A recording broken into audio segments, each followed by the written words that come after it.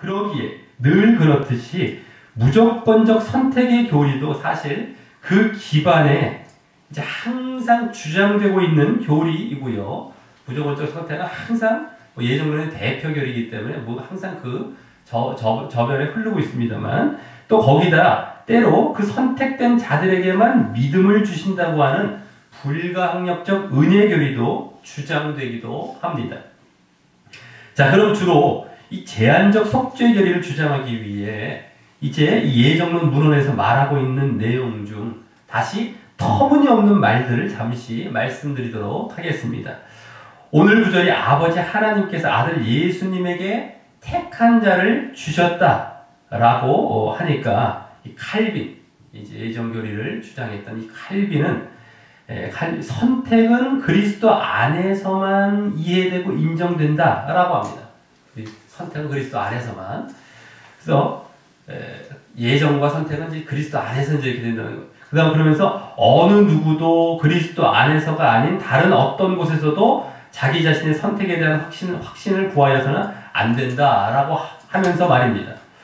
그러면서 칼빈은 그리스도 안에서의 선택을 소홀히 하지 않고 동시에 하나님의 주권적 선택에 손상을 입히지 않으려 한다라고 이제 그들은 주장합니다. 예?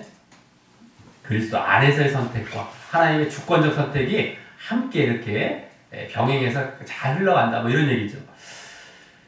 쉽게 말해서 이제 무조건적 선택이긴 한데요. 그들의 교리대로 무조건적 선택이긴 한데 거기에다가 그리스도 안에서의 무조건적 선택을 하셨다라고 이제 덧붙여 이제 말하는 겁니다. 그리스도 안에서의 무조건적 선택.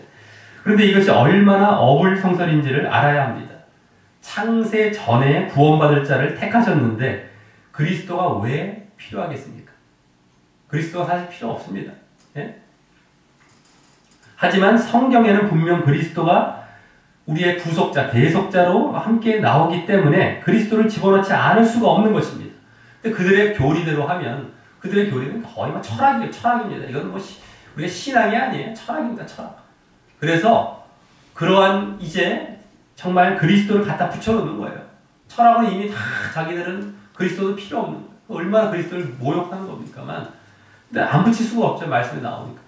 자, 그러니 이 그리스도가 대속의 죽음을 죽긴 죽었는데 제한적으로 선택받은 사람만을 위해서 죽었다는 주장을 안 할 수가 없는 대로 나아가는 것이죠. 자꾸 꼬여가는 겁니다. 그리스도가 그런데 주장하면서 또 선택받은 사람만을 위해서. 그래서 오늘 구절이 그에 대한 뒷받침하기 아주 좋은 구절이 되는 것이고요.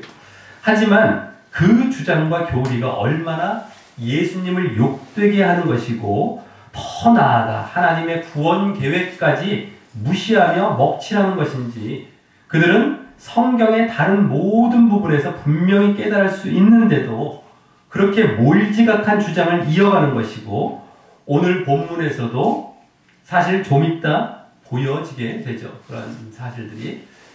자, 그래서 만약에 제한된 사람만을 위해 죽으셨다면 만왕이 만주의 주가 될 수 없습니다. 아니, 쉽게 말해서 하나님께서 창조를 하실 때 어떤 선택된 사람들만 창조하신 겁니까? 그것도 아니잖아요. 구원을 또 어떤 제한된 맞지가 않죠. 창조하시고 모든 사람에게 은혜를 주시는 하나님께서 구원도 모든 사람에게 동등하게 기회를 주시는 건 우리가 그냥 상식적으로 생각해봐도 너무 당연한 것이고 말씀에서는 너무너무 분명히 나와 있는데 그와 같이 벌써 처음부터 예정론을 어긋나게 주장하다 보니까 점점 어긋나게 점점 꼬여가는 주장을 자꾸 해가는 겁니다. 그러니까 예정론 그 5대 교리는 보면 볼수록 하나하나가 맞는 게 아무것도 없고 너무너무 어처구니 없는 억지 주장입니다. 그래서 우리가 너무너무 잘 알아야 되는 것이다 라고 합니다. 자, 또 이제 그들이 말하기를요.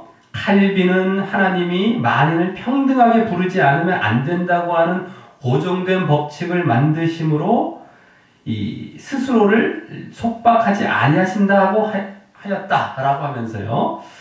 네? 평등한 것을 하나님은 굳이 하실 필요 없다 이런 얘기예요. 쉽게 말해서 왜 하나님께서 평등해야 되는데 거기에 속박될 필요가 뭐가 있는데 이러는 거예요.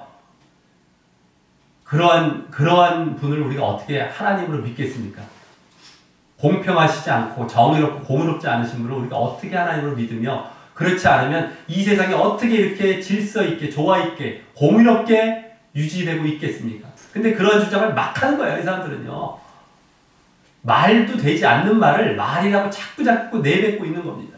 너무너무 어처구니 없어요. 어쨌든 그러면서요. 또 그 예로서 바울이 선교할 때 아시아에서 선교하는 것을 하나님께서 금하시고 마게도냐, 이제 유럽 쪽 마게도냐로 데려가신 분은 하나님은 이 보배가 복음이겠죠. 이 보배를 기뻐하시는 자에게 나누어 주실 권리가 자신에게 있음을 선언하고 계신다라고 그 예를 든 겁니다.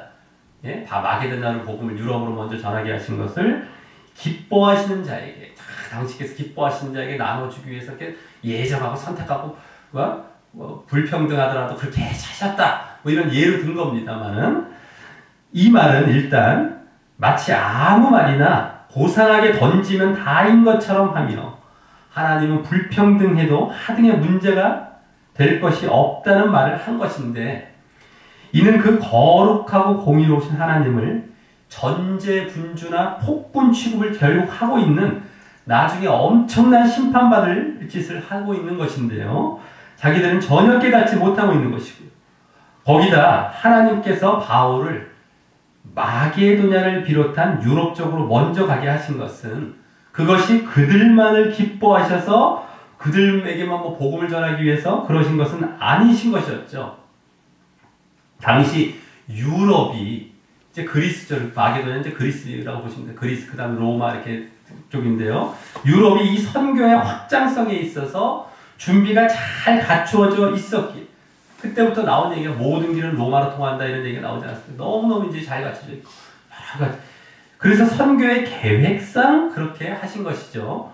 하시고 그래서 결국 나중에 복음이 그들로부터 더 서쪽으로 가서 미국을 거쳐서 결국 우리에게까지 이제 오게 되었고 또 지금도 다시 복음이 이제 또 저 서쪽부터 중동으로 해서 유럽 쪽을 향해 또 계속 퍼지고 있지 않습니까? 계속 한 바퀴 돌고 이렇게. 예? 그래서 그들만을 전화가 끝난 것이 아닙니다. 근데 눈 가리고 아웅하듯이 그걸 예로 드는 거예요. 지금 봐도 명확하게 드러나는데. 자, 그래서 그런 말들은 그 예정론 주장에 조금 비슷해 보일 만한 아무 말이나 고상한 형태로 그들은 항상 특징인 거예요. 아주 고상한 형태로 어떤 학자가 얘기하듯이 어떤 참 유식한 사람이 얘기하듯이 꼭 말을 합니다. 조심해야 됩니다. 그래서 막 던지면 그 자신들의 그런 예정론의 근거로서 괜찮을 줄 알고 그렇게 전혀 근거도 되지 않는 말들을 내뱉고 보는 그들의 큰 특징 중 하나를 또 보여주고 있는 것입니다. 사실 근거가 될 만한 게 없으니까 아무거나 고상한 형태를 포장해서 막 내뱉는 거예요. 조심해야 됩니다. 근데 말씀도 모르고 그거 믿고 싶은 사람들은 거기에 확딱 넘어가는 겁니다. 그 분위기에 아주 조심해야 됩니다. 자, 다음 이제 두 번째로 그럼 오늘 본문을 바르게 해석하면서 이 구절들이